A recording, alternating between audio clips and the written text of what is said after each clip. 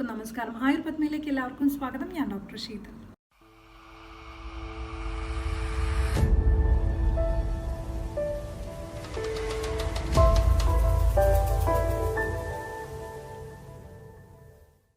ഇന്ന് നമ്മുടെ day 7 beauty challenge ആണ്.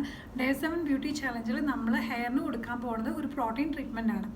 അപ്പോൾ ഹെയർ പ്രോട്ടീൻ ട്രീറ്റ്മെൻറ്റ് എങ്ങനെയാണ് ചെയ്യാൻ നമുക്ക് നോക്കാം. വളരെ സിമ്പിളായിട്ട് എങ്ങനെയാണ് ചെയ്യാൻ പറ്റുകയെന്നാണ് നോക്കുന്നത്. വീട്ടിൽ തന്നെ 3 ഇൻഗ്രീഡിയൻസ് ആണ് നമ്മൾ ഇതിനു വേണ്ടി ഉപയോഗിക്കുന്നത്.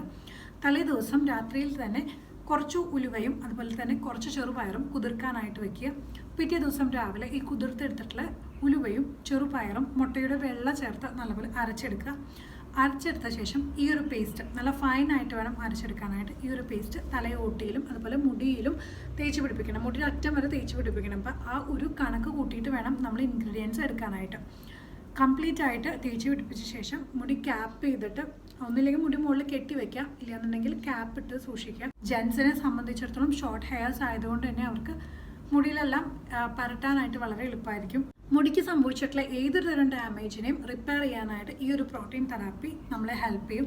മന്ത്ലി വൺസ് ഇങ്ങനെ ഒരു പ്രോട്ടീൻ തെറാപ്പി ചെയ്യുന്നത് വളരെയധികം യൂസ്ഫുൾ ആണ്. ഈ ഒരു പ്രോട്ടീൻ തെറാപ്പി എന്ന് പറയുന്നത് ഭയങ്കര സിമ്പിളായിട്ട് 3 ഇൻഗ്രീഡിയൻറ്റ് വെച്ച് വീട്ടിൽ ഉണ്ടാക്കാൻ പറ്റുന്ന ഒരു തെറാപ്പിയാണ്. 15 മുതൽ 20 മിനിറ്റ് വരെ തലയിൽ ഇത് ലീവ് ചെയ്ത ശേഷം നല്ലപോലെ മുടി കഴുകി കളയാനായിട്ട് ശ്രദ്ധിക്കുക. റണ്ണിങ് വാട്ടറിൽ നല്ലപോലെ ഒലച്ച് തന്നെ മുടി കഴുകണം. മുടിയിൽ ബാക്കി അവശിഷ്ടങ്ങളൊന്നും ഇരിക്കരുത്. അഥവാ ലോങ് ഹെയർ ഉള്ള ആളുകൾക്ക് മുടിയിൽ ഇടയ്ക്കിടയ്ക്ക് ഓരോന്നൊക്കെ പറ്റിപ്പിടിച്ചിരിക്കുന്നുണ്ടാവും.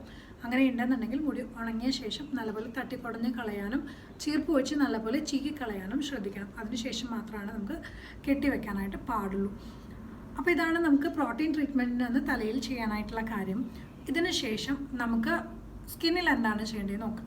അപ്പോൾ സ്കിന്നിലേക്ക് കിടക്കാം. സ്കിന്നിൻ്റെ കാര്യത്തിൽ ഇന്ന് നമ്മൾ ചെയ്യാൻ പോകുന്നത് ബയോട്ടിൻ റിച്ച് ആയിട്ടുള്ള ഒരു മാസ്ക് ആണ്. അപ്പോൾ നമുക്ക് എങ്ങനെയാണ് ബയോട്ടിൻ മാസ്ക് ഉണ്ടാക്കാൻ നോക്കാം.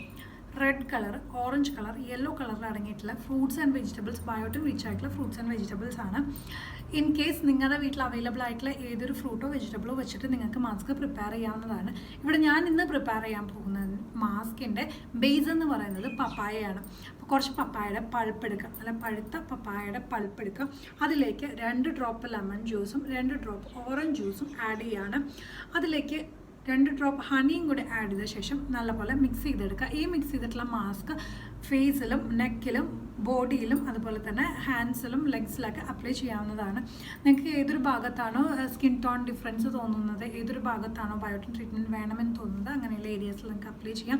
മെയിനായിട്ടും ഫേസ് ആൻഡ് നെക്കിൽ കൈകാലുകളിലൊക്കെ അപ്ലൈ ചെയ്യുന്നത് നന്നായിരിക്കും. അപ്പോൾ ബയോട്ടിൻ ട്രീറ്റ്മെൻറ്റ് ഇത്രയേ ഉള്ളൂ. ഭയങ്കര സിമ്പിളാണ്. വീട്ടിൽ തന്നെ പെട്ടെന്ന് ക്രിയേറ്റ് ചെയ്യാൻ പറ്റുന്നതാണ്. അതുപോലെ തന്നെ ഇപ്പോൾ ആദ്യമൊക്കെ വീട്ടിൽ ഏതൊക്കെ ഫ്രൂട്ട്സ് ആണോ അവൈലബിൾ, ഇപ്പോൾ ക്യാരറ്റ് പോലുള്ള വെജിറ്റബിൾസ് ആണോ അവൈലബിൾ എന്ന് വെച്ചാൽ നിങ്ങൾക്ക് അത് വെച്ചിട്ട് ക്രിയേറ്റ് ചെയ്യാവുന്നതാണ്. ഏതൊരു കാര്യവും, ഏതൊരു മാസ്ക് ആയിക്കോട്ടെ, ഏതൊരു ഓയിൽ ആയിക്കോട്ടെ, അപ്ലൈ ചെയ്യേണ്ടതിന് മുന്നേ പാച്ച് ടെസ്റ്റ് ചെയ്യുന്നത് നിർബന്ധമായിട്ടും ചെയ്യണം.